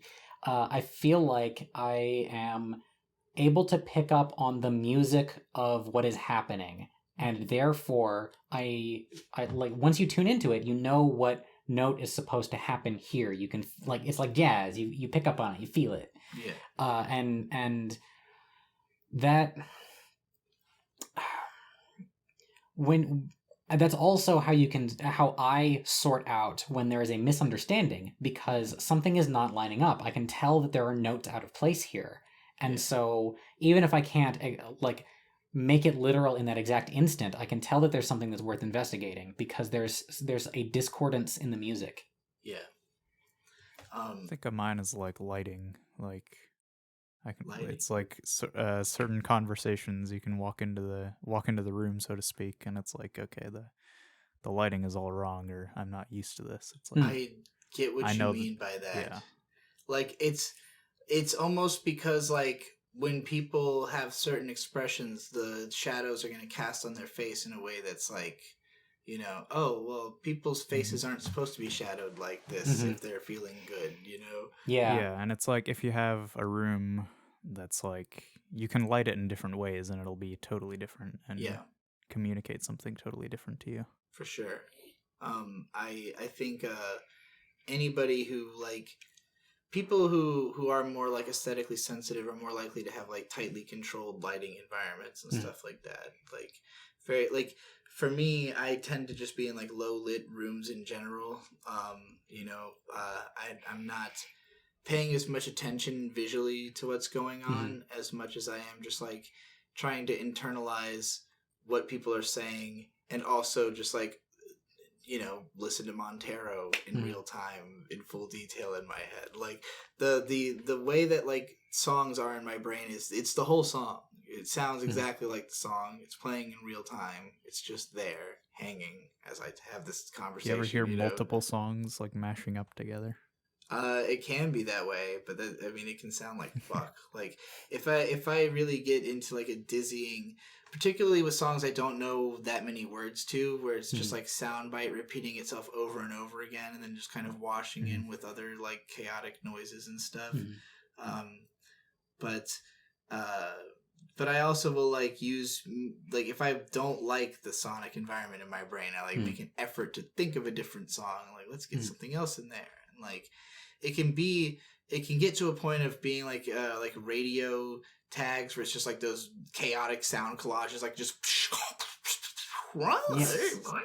just like my brain is just trying to like, you know, entertain itself basically, and just like the noise can get really, really loud. It can sound like like a subway is going by. Mm-hmm. It's almost like my brain can just basically parrot any noise I've heard to make it sound exactly like that. And obviously I can't replicate it in any way, but like it's trippy sometimes to just be like, oh, I just feel like I heard something. Like my brain had the same reaction it would have to having heard something, but I didn't hear anything. And nothing, my eardrums didn't vibrate. I just felt the sensation of the audio. It's fucking, can be a little disorienting.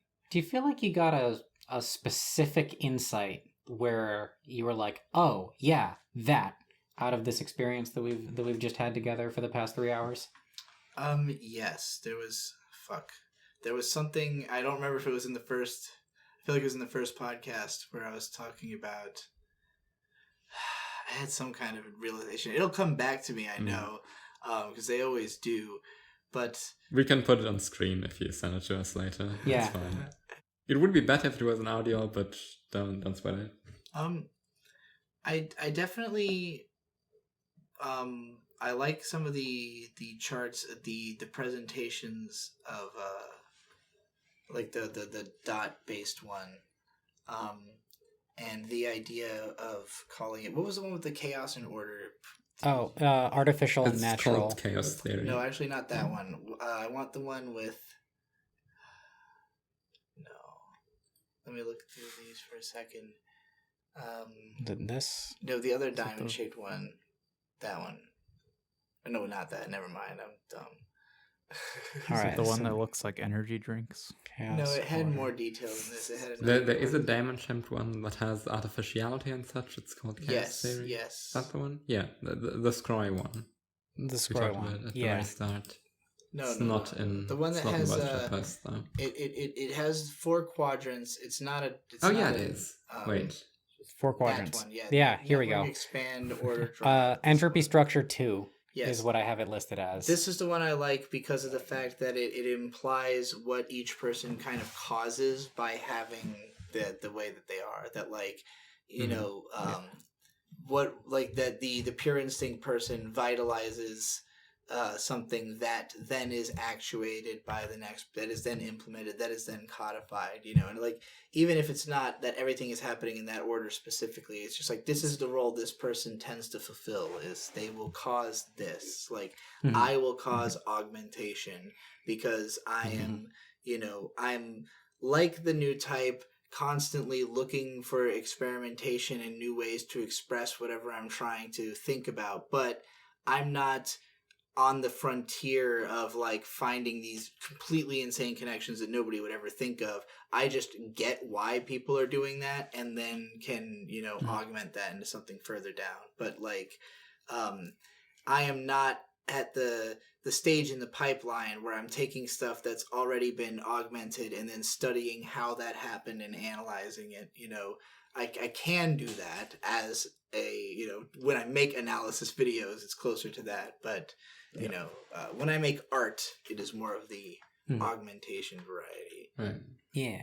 What comes natural, where is the biggest capacity, that sort of thing. But yeah, I had a lot of fun having these 2 very long conversations, and I hope that I guess if there's something I want to impart onto the audience, it's that like the main utility of this whole thought experiment to me is like being able to communicate with people better, because you understand the way that they the way they think is different from you, and therefore you need to consider that when you're trying to talk to them, and that like, and to think about particular ways that they might differ from you. Yes. That would otherwise be invisible to you because you take it for granted that that everybody is you. And be prepared for the fact that like it's not going to work out right. You have to continue working on it. That's sort of what I've been trying to build to with this fear of failure thing, is that like my biggest reason for not collaborating with people is that I just feared that I'm going to come off wrong, and I'm going to obsess about it forever. And when I fail, I'm not going to be able to face it. I'm not going to be able to talk to that person again. I'm just going to feel like, oh God, I fucked up, and now that relationship is ruined. And like, If that is the case, where like somebody is not reasonable enough to work through things with you, then it might be that they're not at a stage yet where they're ready to have relationships with people like you. But like, if you want to be able to communicate with someone and bounce ideas off of them, you have to be ready for all the failures in the communication and to work through those failures and to slowly figure out why, or a way of communicating that accounts for the differences in the ways that you think.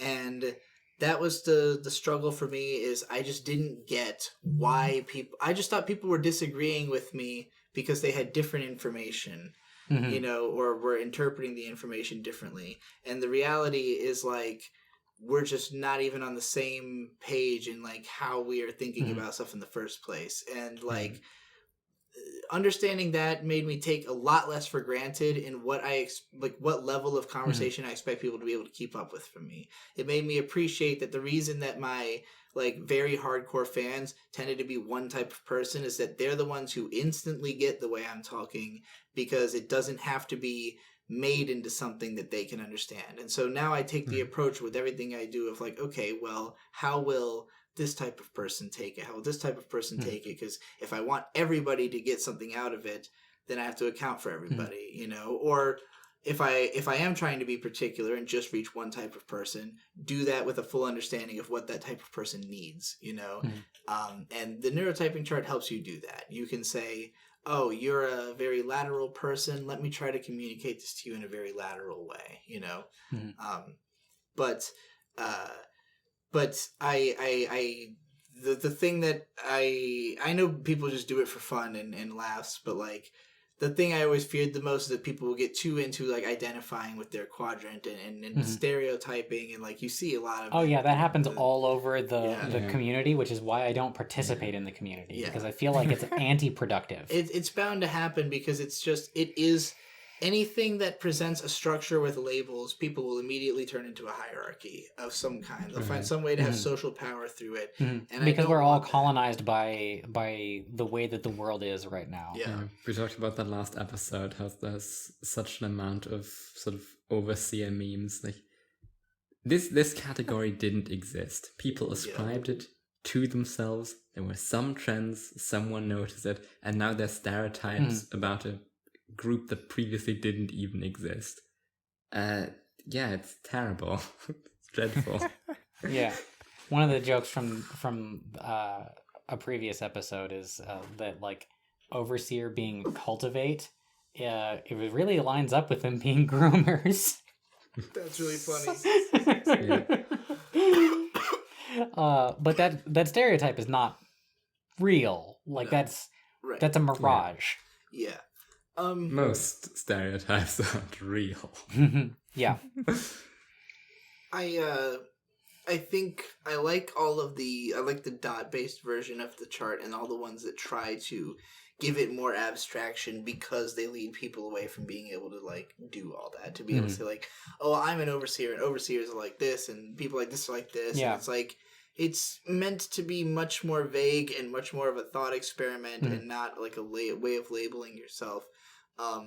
Nobody is just one thing all the time. It's all very contextual, and like you might even completely like again, and I guess I had sort of talked about this in the previous podcast about where I performed the character of Digibro for so long with so little idea of what I wanted to do outside of that in all meaningful terms, that's just who I was, because it's all I was doing, like so that was why it was difficult for me to articulate for a while what was the difference between Digibro and who I am. And a lot of people were confused, because they're like, well, you seem to talk about everything, and it's like, well, but they're only seeing you in a very narrow context, to call on Vic's theory of context. Well, and I'm only allowing myself to exist in a very narrow context. All I'm doing is sitting in the same room, watching a particular type of media, talking about it in a certain type of way with like a certain group of people, and even then not really interacting with that group that deeply,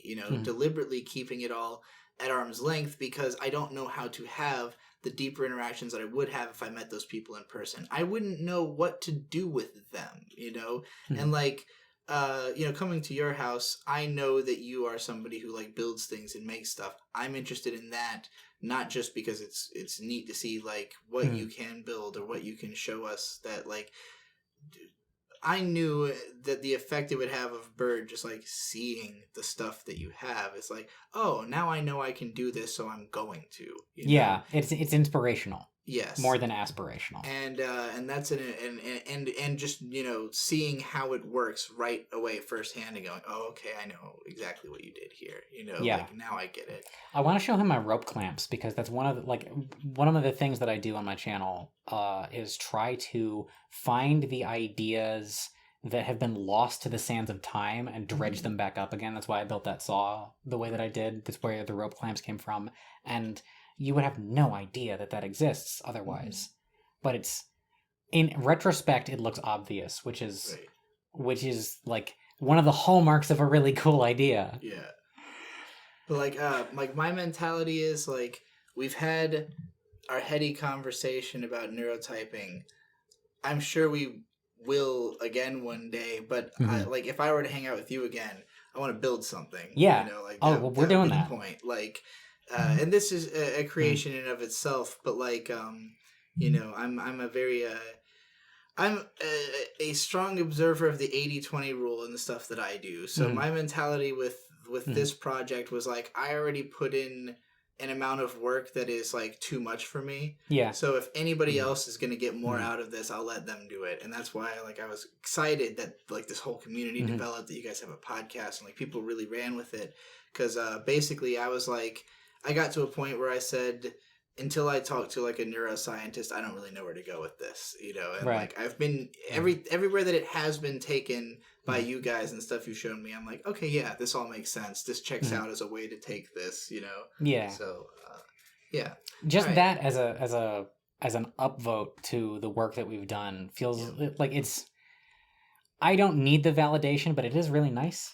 Well, I can tell you guys are having fun. Yeah. Which is the most important thing to me about all of this is that, like, it gets gross when people start making it into, like, their own little society. And you guys are obviously pushing against that.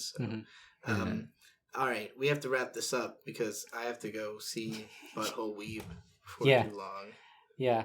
Oh, it is later than I thought. It's been wonderful having you. I hope Keyblade is gonna be able to make it home in one piece. I think I may have just stolen his last day off. All right.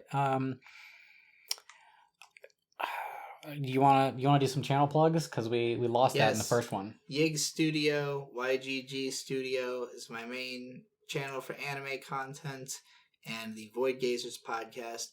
Branches of Yig is run by my friend Vizzy, and is where we post our music content from myself, interview series I do with other people, and their own content. You can also go to the brand new Picnic Adventure YouTube channel about my travels around the country with Bird, and follow me at Golden Witchfire on all the social media platforms. Right. Patreon.com/digibro, unfortunately, because I can't change it, or goldenwitch.substack.com. How did Tom change it from Save Me? Do you know? I don't. All right. I have been Tarbuck Ransom and will continue to be in your absence because I am not dependent on you. You can find me at my craft channel, Tarbuck Ransom, or probably more going to appeal to you is the knockoff Digibros /Vic and Hope channel that I do with my partner Nonda Vampire. Called The Archplays, where we have conversations like this one over the top of video game footage and don't really comment on the video game. We also just finished filming, right before we got into this call, an episode of Taste Test, where we try an energy drink that I have been hyping up to Vic and Hope for a long time. Do I have other channels? Technically, I have other channels, but I'm not going to upload to them anytime soon, so we'll leave that for the time being. And I've been Oro, who said way less this episode than usually because I've had a stressful day preparing for temporary homelessness. But last week, I made a website that you should totally check out to read a collection of semi-recent writings of mine. I think it's very neat. It looks old-timey because I'm shit at tech, but I did the best with what I could have done in that amount of time. It's very good.